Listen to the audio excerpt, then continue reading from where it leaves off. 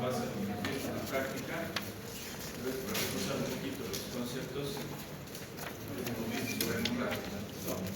Hemos dicho que los síntomas que estamos viendo en este elemento de competencia son los signos y los síntomas generales. Y dentro de estos los principales, en realidad, que vamos a ver son los que ya hemos avanzado, que es dolor, ahora hemorragia, vamos a llevar edema y fiebre, principalmente son los más grandes. Vamos a ver si es necesario aumentar, que son más pequeñitos, que es prurito, dentro de los temas. ¿Listo? Y después de eso vamos a ver ya el examen físico general y signos vitales para completar esta competencia. ¿Listo? Entonces, ¿a qué vamos a denominar hemorragia? Obviamente a la salida de sangre de los vasos sanguíneos por rotura accidental o espontánea de ellos, ¿no? Cuya magnitud puede ser variable y dependiendo del tipo de lesión que se vaya a presentar, va a depender también, como dice ahí en el concepto, de que sea espontánea o sea accidental, va a depender del tipo de causa, ¿no? Y el modo de presentación, como hemos visto dentro de la anamnesis, si es súbita o es insidiosa, ¿no? La rotura espontánea se produce por patologías congénitas o adquiridas de los vasos o por lesiones de los tejidos que comprometen secundariamente los vasos. En un número proporcionalmente menor de casos, la hemorragia se debe a hemopatías o a defectos de la coagulación sanguínea con aparente indebilidad vascular. O sea, podéis ver el caso esta mañana y ayer igual el pacientito con epistaxis, por ejemplo, está más relacionado a un sangrado de tipo espontáneo y relacionado con la coagulopatía. Un paciente que tenía plaquetopenia y alteración de la coagulación en relación al crecimiento del coagulopatía. Esto ya es ocasionado obviamente que esa epistaxis, que puede ser muy sencilla en algunos casos de resolver, en este caso no, ya que tenía una coagulación alterada. Si no se mejora la coagulación, pues es muy difícil poder frenar la hemorragia. ¿Listo? Entonces, ¿qué hemos ido viendo? Hemos hablado mucho del qué y el dónde, lo que más o menos nos va a dar la ubicación de dónde se está ocurriendo o produciendo la hemorragia. Y en base a los términos que vamos a ir utilizando, ya podemos definir estas dos preguntas que normalmente hacemos dentro de la anamnesis en la investigación o en el momento de hacer la interrogante sobre los signos y síntomas que presenta el paciente. Las hemorragias reciben nombres propios según su origen. Al lado derecho pueden ver lo que es epistaxis. Ustedes me van diciendo a ver qué es. Epistaxis, ¿de dónde viene? ¿Cierto? Ingimorragia. De las encías. La hemoptisis. Ya es la tos con expectoración sanguinolenta, pero ¿de dónde viene? De la vía respiratoria, ¿cierto? Hematemesis y melenas.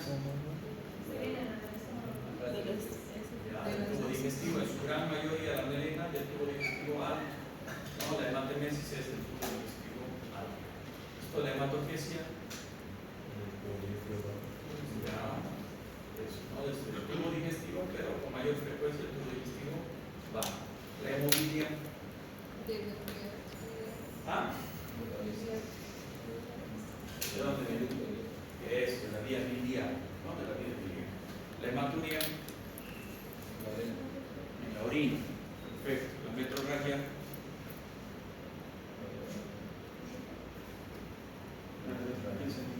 ¿De dónde viene la metrorragia?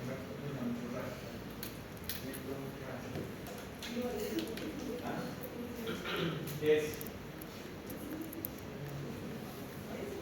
Ya. Es el sangrado transvaginal, ¿no? Fuera de la menstruación en la mujer, ¿no? Aparte, separado, no tiene relación con la menstruación. Ya, es un sangrado transvaginal que puede venir la mayoría de las veces, obviamente, de útero. ¿Listo? ¿Qué más? Hemoperitoneo. ¿Ah? ¿No ve? Entonces es un sangrado en la cavidad peritoneal. ¿Listo? El hemotórax. ¿Dónde se ubica ese sangrado? ¿En qué cavidad? En la cavidad pleural, ¿no? Y el hemopericardio en la cavidad pericardial. Entonces, Dentro de todo esto, vamos a ver que dentro de la clasificación vamos a hablar de hemorragias externas e internas. Las externas normalmente son fáciles de identificar cuando se trata de, más que todo, lesiones accidentales, ¿no? Que pueden ser por accidentes, traumatismos, aplastamientos, etcétera, etcétera, ¿no? Y eso es fácil de identificar porque es una lesión que se va a producir en cualquier parte del tegumento. ¿Listo? En cambio, las internas, ¿cómo van a ser? Por ejemplo, la hematomesis es interna o es externa.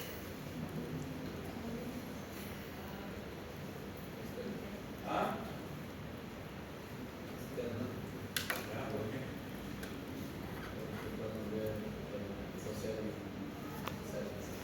¿Cómo?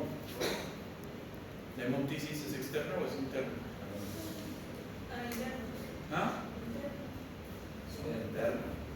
La hemoptisis, la hematemesis, la hematogenesis, todas son hemorragias internas que se exteriorizan por alguna cavidad.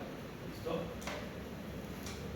Y dentro de esas están principalmente las hemorragias de la vía aérea, las hemorragias del tubo digestivo, las hemorragias ginecológicas, ¿no? Algunas hemorragias de la vía urinaria. Son internas pero que se exteriorizan para poderse manifestar. En cambio hay otras internas que no se exteriorizan y son mucho más complicadas de hacer diagnóstico. Si no hay sospecha, muchas veces no se da el diagnóstico y son, además de difícil diagnóstico, son bastante complejas y pueden comprometer la vida del paciente. ¿Cuáles son esas? ¿Ah? Ya, puede ser. No, porque hemos dicho que son internas pero que se exteriorizan. Estoy hablando ahorita de las internas que no se exteriorizan, que no se observan. Pueden ser abdominales, pero ¿por qué? Por un trauma abdominal cerrado. Un accidente de vehículo, un volante, por ejemplo, en el abdomen puede producir un trauma hepático, un trauma de vaso, una fisura hepática. Va a sangrar en la cavidad abdominal, va a producir hemoperitoneo. El hemoperitoneo no se lo evidencia, solamente mirar. Lo mismo pasa con el hemotórax, ¿no? El hemopericardio. Son lesiones que van a sangrar, pero no se van a exteriorizar, son lesiones o sangrados internos. ¿Listo? ¿Se entiende? Claro, si va a producir un sangrado, se va a exteriorizar. Va a reventar la aorta, el aneurisma, todo el sangrado se va a dar en la cavidad. ¿En qué cavidad? Ya llevamos con ustedes. ¿Ah? Si es torácica. No. ¿En qué cavidad? ¿Dónde va a sangrar? ¿Ah? ¿Qué cavidad es ahí en tórax? No hay examen conmigo. ¿Ah? Ya, una cavidad pleural. Pulmón, sin más. Se divide en tórax anterior, tórax medio posterior. Mediastino, ¿correcto? Mediastino lleva todos los órganos, como son el esófago, los grandes vasos, y ahora la aorta, si es en cavidad abdominal, es la aorta abdominal. Vamos a sufrir un aneurisma en la región abdominal, que más se viene que el porterito. Entonces, ¿qué otro tipo de sangrado hay que no se manifiesta hacia afuera? Has dicho, hematomas. Los hematomas, por ejemplo, un aneurisma cerebral va a reventar en la cabeza y no se va a manifestar hacia afuera. Se va a producir el hematoma dentro del cerebro de la cabeza. ¿Listo? En general se conoce con el término de púrpura. Esto ya es la parte que hemos hablado de las manifestaciones de las hemorragias en la piel, cuando hablamos ya de patologías de la sangre. ¿Listo? Alteraciones de la coagulación. ¿Listo? En general se conoce con el término de púrpura las lesiones hemorrágicas de la piel y de las mucosas. Se pueden manifestar de diferentes formas. Las lesiones hemorrágicas de la piel, cuando son multiformes o lenticulares, se llaman petequias.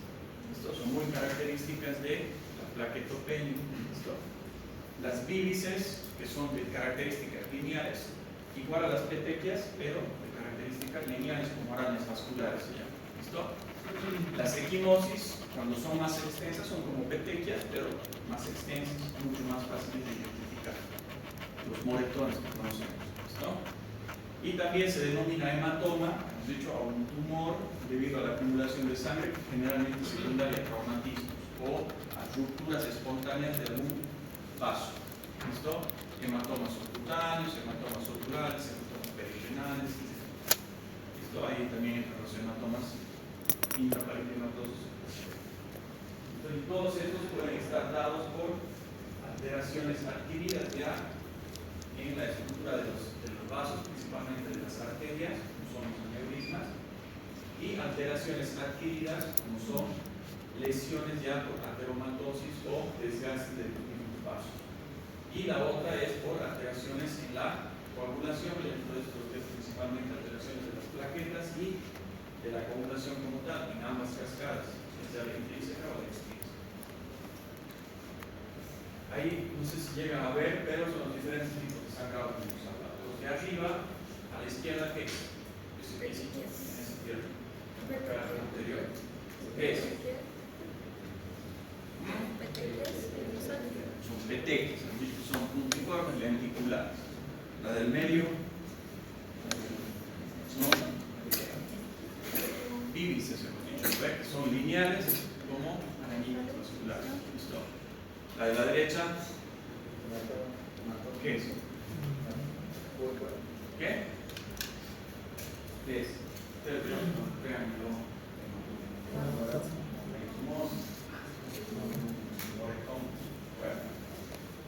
El de abajo a la izquierda, ¿qué es? Un esquema más. Es un hematoma, no es un tumor, un acúmulo de sangre localizado, bien delimitado. Es un hematoma intraparenquimatoso. ¿No? El del medio, abajo. ¿Qué es? ¿Es un perro o es un humano? ¿Qué es? ¿Qué se ve? ¿Ah? Eso es una angiofractura, sangrado de las encías, igual está muy relacionado con pacientes con plaquetopenias y con alteraciones del tiempo del protrombino de la población. Y la última a la derecha, ¿qué es? Parece un helado. El helado está comiendo la ronda. ¡Ay, no! ¿De ese color es? ¿Qué es? ¿Melena? Son melenas, ¿no? Hemos dicho. Heces oscuras, pegajosas, malolientes. Todas estas son las características. Bueno, entonces eso es lo que van a ir viendo en el transcurso de su práctica médica, siempre durante toda su vida, cualquier tipo de hemorragia en cualquier parte del cuerpo, que van a tener sus características específicas cada uno. Entonces, vamos viendo ya la semiología como tal de la hemorragia. Entonces, según el tipo de vaso sanguíneo sangrante, se van a identificar diferentes alteraciones. Pueden ser sangrados capilares, arteriales o venosos. Y en base a esto vamos a definir muchas veces la causa, la etiología, la severidad, la gravedad del proceso. Según el tipo de vaso sanguíneo que sangra, la hemorragia puede ser capilar, venosa o arterial. La hemorragia capilar se produce por rotura de los pequeños vasos sanguíneos superficiales de la piel, normalmente las hemorragias cutáneas, por ejemplo. Hemos dicho que hay petequias, equimosis, bíbices, etc. O también de los capilares de la conjuntiva, por ejemplo, las hemorragias subconjuntivales. No sé si alguna vez ustedes han tenido una hemorragia subconjuntival con algún familiar. Por aumento de la presión a veces ocular o hacer un movimiento brusco al salva que aumenta la presión intraocular, puede producir que reviente los vasitos del vaso y producirse ese ojo rojo. Eso es un sangrado con hemorragia subconjuntival. La sangre es de color roja y el sangrado es poco abundante y fácilmente controlable, con una mínima presión, dependiendo obviamente de la ubicación, en el ojo vamos a hacer presión. Se puede controlar el sangrado. ¿Listo? En los casos en los que la hemorragia es de tipo venosa, se va a producir por rotura de estos vasos, obviamente de las venas, y el color de la sangre va a ser de rojo de tipo oscuro, y el flujo de sangre suele ser continuo y puede ser abundante y requiere de procedimientos especiales para controlarlo. Normalmente depende de la ubicación. Si es en las extremidades, por ejemplo, la alteración del sangrado de una vena, basta con hacer presión igual para controlar el sangrado si es que no hubiera un antecedente o algún cuadro de alteraciones en la coagulación. ¿Por qué puede ser grave? ¿O en qué casos puede ser grave un sangrado venoso? Por ejemplo, denme un ejemplo químico de un sangrado venoso que va a ser grave, en el cual se puede choquear el paciente y morir. La vena cava, ¿no? Por un traumatismo, una lesión directa y la vena cava. Otra. ¿Ah? ¿Ácidos? ¿Qué? ¿Por qué la vena ácida?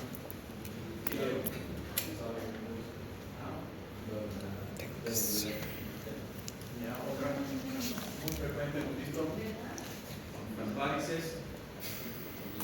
varices esofágicas en el paciente cirrótico, ¿no es cierto? Bueno, la hemorragia arterial se va a caracterizar porque la sangre es de color rojo brillante, ¿no? Y su flujo es abundante, obviamente, y en forma intermitente, que va a coincidir con la pulsación, ¿no? Porque sangre arterial viene directamente del corazón, del hemisferio izquierdo. Entonces, mientras más grande es el calibre del vaso arterial, más grave es el sangrado y con mayor cantidad de flujo, mucho más peligroso. Entonces, entienden entonces esa clasificación. Bueno, lo que estabas hablando es un ratito. Hemorragia externa y interna. La hemorragia externa se produce por rotura de vasos sanguíneos de la piel, generalmente por heridas punzantes o cortantes. Esa es la externa. La causa es mucho más fácil de identificar y de poder tratar en el momento. Se observa también hemorragias cutáneas en enfermedades de la sangre, como son las hemopatías y trastornos de la coagulación. Y la hemorragia interna se va a dar por rotura de vasos sanguíneos en el interior del organismo y se hace aparente a través de los orificios naturales del cuerpo. Ahí hemos dicho que está la hematemesis, la hemoptisis, la hematuria, las melenas, la hematurquesia, etc. Pero hay algunas hemorragias internas que no se van a manifestar o se van a exteriorizar por las cavidades, y esos hemos dicho que son el hemoperitoneo, el hemotórax, el hemopericardio, los hematomas cerebrales. ¿Listo? ¿Se entiende? Chicos, fácil, ¿verdad? No. En lo que es la evolución de la hemorragia, según su evolución, una hemorragia puede ser aguda o crónica, ¿no? Dependiendo del tiempo de evolución y dependiendo también de la velocidad o la magnitud de la hemorragia. ¿Listo? La mayoría de las hemorragias agudas son aparentes o bien se demuestran por punción de cavidades virtuales, en cambio las hemorragias crónicas son inaparentes. Entonces, si nosotros sospechamos una hemorragia aguda con compromiso del estado hemodinámico, tenemos que identificar dónde está el sangrado. ¿Y cómo podemos nosotros identificar o diagnosticar una hemorragia interna que no se exterioriza? ¿Cómo lo haríamos? Paciente que ha venido, no sé, por un accidente de auto, podemos continuar con un niño que tiene trauma de tórax. Estamos sospechando que ese paciente tiene un sangrado en la cavidad torácica. ¿Cómo podemos hacer el diagnóstico?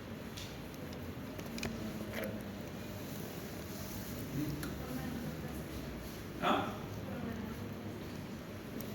Angioplastías para entrar a ver las venas o las arterias del mismo órgano, digamos. En este caso, ¿cómo haríamos? Si está sangrando dentro del tórax, ¿qué haríamos? ¿Ah? Ya, una eco. Ahora el ecofasta de moda, pues, un paciente politraumatizado, hacemos ecofasta. Vemos todas las cavidades. Si vemos líquido en el pulmón, ¿es normal o no es normal? No es normal. Si ha tenido un golpe en el tórax, ¿qué vamos a pensar? Que es un hemotórax. Entonces, ¿qué hay que hacer? Hay que pinchar. Pinchamos ese líquido y sale sangre y el tratamiento inmediato es obviamente. Lo mismo pasa en la cavidad abdominal y en la cavidad venical. ¿Listo? ¿Y por qué dice que las hemorragias crónicas la mayoría de las veces son inaparentes? ¿Por qué creen? Una hemorragia aguda hemos dicho por qué. Se pierde mucho volumen de sangre de forma rápida. Pues, ¿qué manifestaciones va a dar? Alteraciones de todo tipo. Porque va a ser una anemia aguda. Va a producir alteraciones de la conciencia, hipotensión, taquicardia, incluso estados de shock en el paciente. En cambio, una hemorragia crónica, que es un sangrado mínimo, ¿no? Durante mucho tiempo, se va a manifestar también por anemia, pero la anemia no va a ser con compromiso hemodinámico. Entonces, en esos casos que hay que ir a estudiar, hay que ir a buscar por donde por ahí está filtrando, está jugando sangre. Y una de las hemorragias más frecuentes que producen anemia crónica son las del tubo digestivo igual. ¿Listo? Principalmente, ¿qué podríamos pensar en un paciente con anemia con sospecha de una pérdida por el tubo digestivo? Hacemos una sangre oculta en heces y nos sale positivo. ¿Qué podrían pensar? Lo primero, ¿qué podrían pensar? Sean mal pensados. Cáncer, ¿no? Cáncer de colon, primera causa. ¿No? Ahora, las hematurias también pueden ser inaparentes, pueden ser crónicas. Normalmente no llegan a anemizar al paciente, pero sí se puede hacer la diferenciación entre una hematuria macroscópica y una hematuria microscópica. La hematuria macroscópica es que la vemos a simple vista. La orina viene sangre roja. Pero microscópica se refiere a qué, ¿dónde la vamos a detectar? Eso, con el microscopio. ¿Qué? El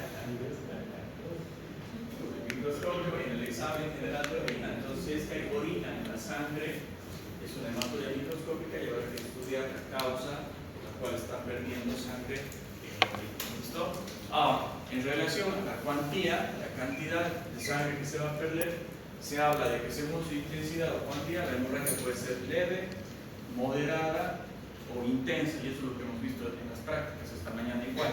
Cuando hacemos la preguntita, hacemos la pregunta ¿cuánto?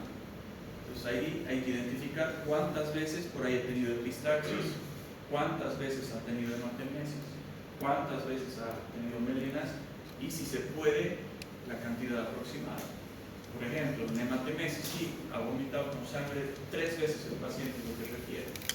Le podría preguntar, no sé, en el vacío, ¿ha logrado vomitar en el vacío? ¿Cuánto más o menos? ¿Medio vacío? ¿Vacío lleno? Etcétera, para más o menos tener una idea de la cantidad de sangre que puede haber perdido. Lo mismo con hemoptisis, con hematuria, con cualquier tipo de sangrado. La hemorragia aguda provoca anemia por pérdida de volumen sanguíneo de diversa magnitud. Esto es agudo. La gravedad de una hemorragia depende de la velocidad con que se pierde la sangre. Mientras más rápido y abundante, mayor compromiso hemodinámico. Cuando la hemorragia aguda es moderada o intensa, masiva, se producen, además de la anemia, alteraciones hemodinámicas derivadas de la pérdida brusca de sangre en el volumen circulante, lo que denominamos como hipovolemia. ¿Y qué síntomas acompañantes van a ir? Por eso siempre nosotros preguntamos ¿qué síntomas acompañan a la hemorragia? Sensación de fatiga, sudoración fría, ¿listo? Mareos, palidez, taquicardia, hipotensión arterial y alteración de la conciencia. Cuando ya hay alteración de la conciencia, estamos hablando de un paciente en estado de shock. Comenzamos a actuar y revertir esa anemia aguda, ya sea con transfusiones de sangre o con soluciones cristaloides. ¿Listo? ¿Se entiende, chicos? Causas generales de hemorragia. Entonces, si nosotros hacemos un buen interrogatorio, como hemos visto esta mañana y el otro día en los casos clínicos que han podido resolver, si nosotros hacemos una buena anamnesis, un buen interrogatorio, por ahí podemos llegar rápidamente a la causa de la hemorragia, dónde se está produciendo y cuál puede ser la hipótesis en relación a la causa. Las causas de hemorragia son múltiples, pueden agruparse de la siguiente manera. La más frecuente, la más fácil, quizás de identificar, es por traumatismos. ¿Verdad? Heridas cortantes, contusas, punzantes en la piel. Esto es mucho más fácil. Pueden ser profundas, ¿no? Que pueden llegar al músculo, a la fascia, ¿no? Al tejido cerebral subcutáneo. O rotura de las vísceras por traumatismos externos, es lo que les decía. Por ejemplo, un traumatismo abdominal cerrado, ¿no? Un trauma hepático, un trauma de vaso, ¿no? O una lesión por herida cortopunzante, ¿no?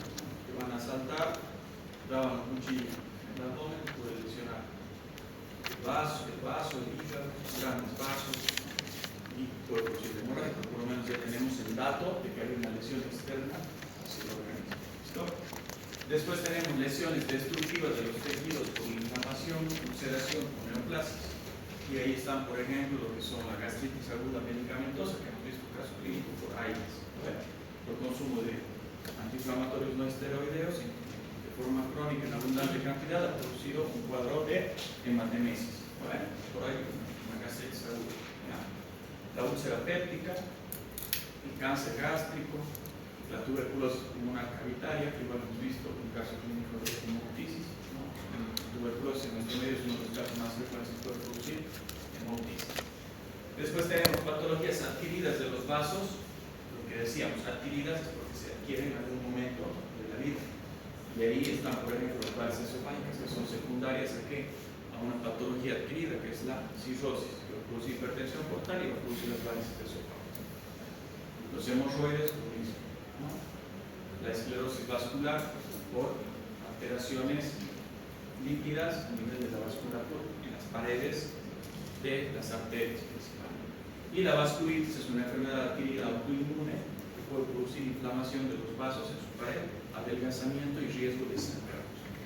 Después tenemos alteraciones congénitas o adquiridas de los vasos, que es lo que habíamos dicho, aneurismas principalmente, esto que se puede reeditar a nivel de la aorta abdominal, sus ramas, aorta torácica, microaneurismas cerebrales que también pueden producir hematomas intracerebrales. Y también tenemos enfermedades de la sangre, que son las hemopatías que decíamos, principalmente las coagulopatías relacionadas a alteraciones de la coagulación y alteraciones de las plaquetas.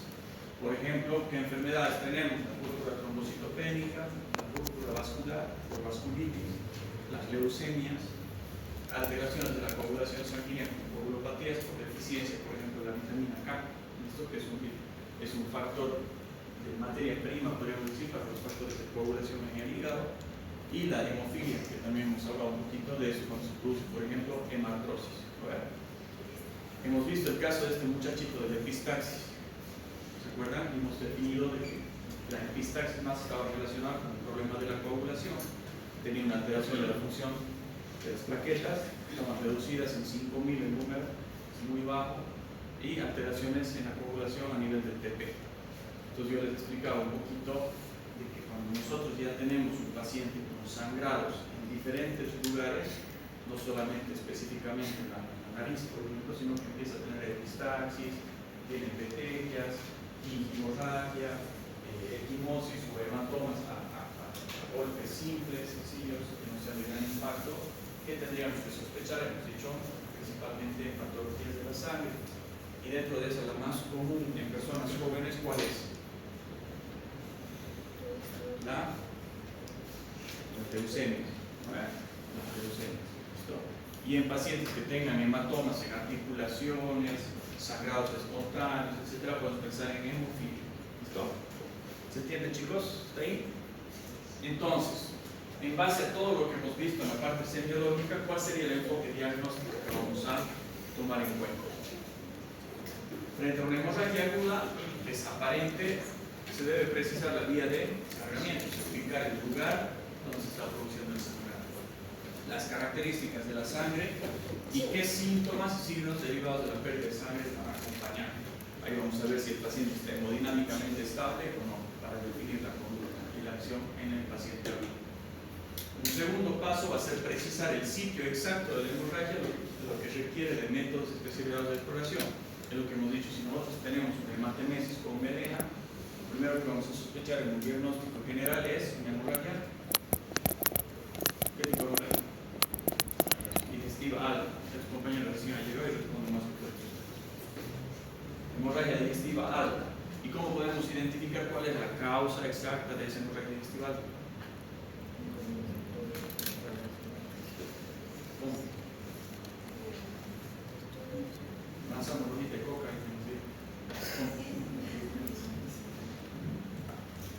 es una hemorragia digestiva alta. ¿Cómo nosotros podemos identificar cuál es la causa de esa hemorragia digestiva alta? ¿Cómo? Endoscopía digestiva alta. Es un mecanismo, un método diagnóstico y terapéutico. Entonces, si nos entramos con la camerita y vemos que es una úlcera que está sangrando, ¿qué vamos a hacer? Vamos a infiltrar la adrenalina para frenar el sangrado. Son varices esofágicas que están sangrando, entramos con la camarita, la identificamos y se colocan ligas variciales, esto para colapsar las varices y evitar mayor sangrado. ¿Listo? Bueno, La hemorragia aguda que se acompaña de compromiso hemodinámico es una emergencia médica que requiere reposición de volumen sanguíneo perdido. Aguda, un sangrado súbito con alteraciones hemodinámicas es un paciente crítico y tenemos que actuar de forma inmediata. En general, el diagnóstico del órgano que sangra es obvio en las que se exterioriza. Hemos dicho la epistaxis, la hematemesis, las melenas, etc. Pero en algunos casos no es así. En el caso, por ejemplo, de la hemorragia de la vía bucal, por ejemplo, es necesario diferenciar si se debe a una causa local, solamente en la cavidad oral, o proviene del aparato respiratorio del digestivo, y es lo que habíamos visto esta mañana igual con el paciente de la epistaxis masiva. Ya hemos dicho, la epistaxis se produce en la nariz, pero cuando es abundante hay una comunicación entre la nasofaringe y la orofaringe, ¿cierto? Entonces puede llegar esa sangre a comunicar con la cavidad oral y podemos expectorar sangre, haciendo que nos podamos confundir. Cuando es abundante el sangrado de la epistaxis, igual nosotros, el paciente llega a deglutir esa sangre y por la cantidad o la abundancia que haya deglutido puede presentar vómitos igual de características hemáticas y nos puede hacer sospechar de que sea una hematemesis, haciendo confundir el diagnóstico. Entonces hay que tener bien claro dentro de la anamnesis cuál es la posible causa para poder tomar acciones. Las hemorragias por trastornos de la coagulación o por hemopatías se sospechan porque son generalmente múltiples, ¿listo? Se manifiestan con hemorragias cutáneas, de las mucosas y también por producirse en relación a traumatismos leves, ¿no? Hemorragias intraarticulares, por ejemplo, hematosis que hemos dicho, ingiborragias abundantes y, por ejemplo, cuando va a una extracción dental, que la coagulación no pare de sangrar a pesar de hacer todos los intentos con compresión o medicación. Entonces ahí nosotros podemos sospechar de que la alteración de la hemorragia se está dando secundaria a una alteración en la coagulación. ¿Listo? Entonces eso es importante poder identificar dentro de lo que son las hemorragias. ¿Listo, chicos? ¿Se entiende? Ya con eso están claros en hemorragias. No. ¿Sí? No. Bueno, chicos.